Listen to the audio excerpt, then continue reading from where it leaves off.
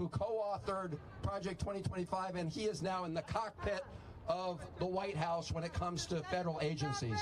So are we going to shut down Project 2025? Because, you know, if you're about creating more efficiency, you don't fire all the IGs, first of all, do you? I mean, the IGs are there to look out for waste, fraud, and abuse. So firing the IGs actually clears the way for more corruption. So we can shut down everything we can in order to make sure that we shut down the Elon Musk operation. I want to thank all of lives. We need to make sure we get it done. Thank you all very, very much for what you do.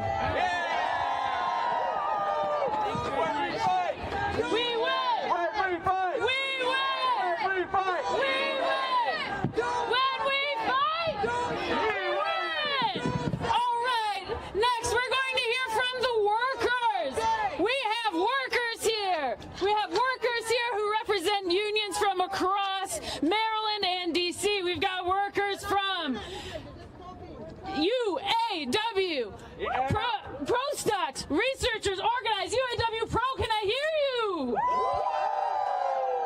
We have researchers from UAW, Graduate Labor United, UAW Glue, UMD. We have researchers from George Washington University, SEIU Local 500. And of course we have researchers here from UAW 2750, NIH Fellows United. All right, worker power, scientist power, researcher power, that's what drives this. And so now we're going to hear from more of those folks. One after the other, you are going to hear story after story of how people, workers just like you and me, have been affected over the last few weeks.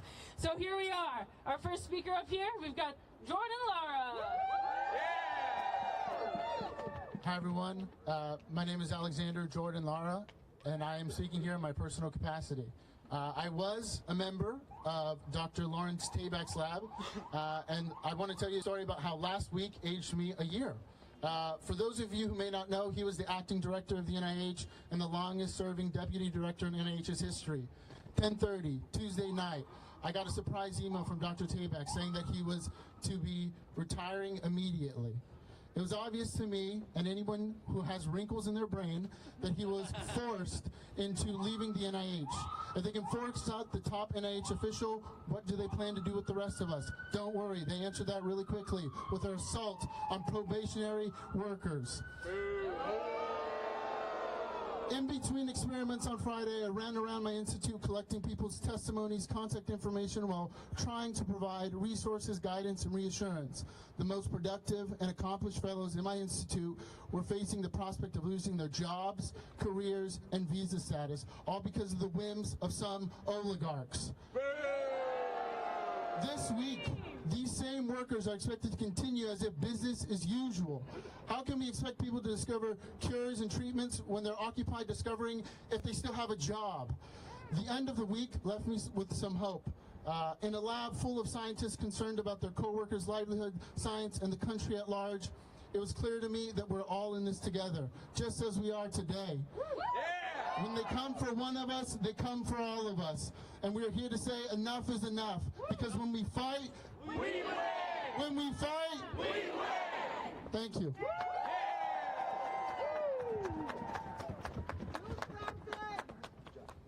Hello, everyone. My name is Milo Taylor, and I'm a member of UAW 2750, also known as NIH Fellows United. And frankly, I don't want to be here. I want to be in my lab focusing on my research. But I can't. I want to be building community with queer scientists that I have been proud to lead, but I can't. This is because on January 21st, the current administration instituted a ban on DEIA positions and programs in the federal government. Overnight, my group's website was taken down and colleagues I'd worked beside for years were out of a job. 2 years of our blood, sweat, and tears, building networks, fostering community, and many more of history before us, reduced to broken links and uncertainty. In the wake of such a clear attack on my queer colleagues, how can any of us go about our day-to-day work? Through community, we have found a way. Despite bans on presenting our research, halts on funding, and direct attacks on our identities, we have passed candidacy exams, been accepted to graduate school, all while raising our voices to protect our fellow scientists.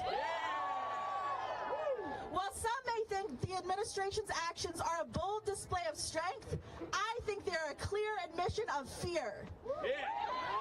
This administration knows the power we have when we stand together, and that's why they're trying to undermine us.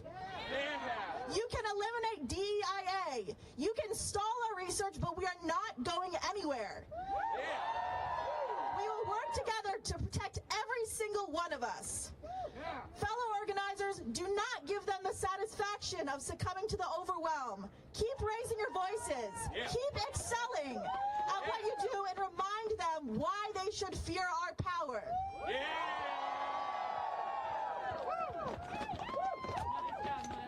Hello, my name is Connor Phillips, and I'm with NIH Fellows United. Got it? Yeah. As you've heard from others today, the NIH makes the U.S. the world leader in biomedical research. The best scientists come here because we can solve the world's most challenging problems in health. You may not be able to tell by looking at me, but I have cerebral palsy. I am this healthy because of therapies developed in the U.S. that helped rewire my brain after a stroke, allowing me to live my fullest life. My experience inspired me to become a scientist at the NIH, where I have developed new therapies to improve the lives of other children with cerebral palsy and help develop a new understanding of how the brain functions.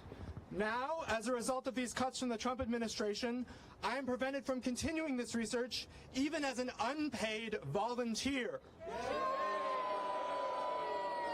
When I hear people say these cuts are making our government more efficient, I'm at a loss. How can that be true when I'm prevented from working for free? As someone who hopes to be a great scientist one day, I'm questioning whether that will be still possible in the United States. If this story speaks to you, call your senator.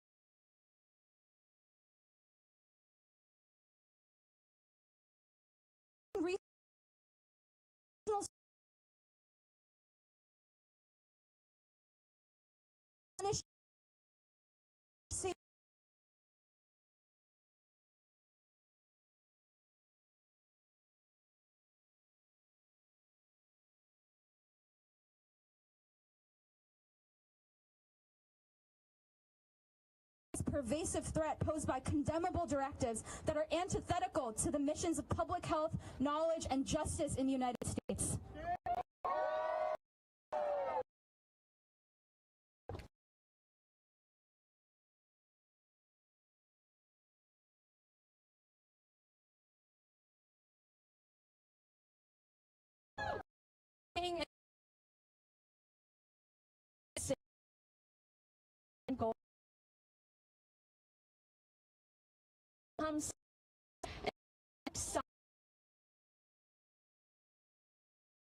Gene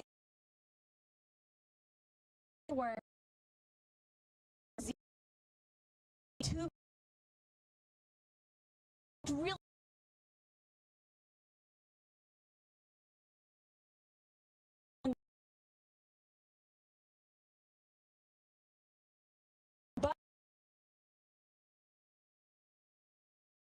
science and stay employed in my own country.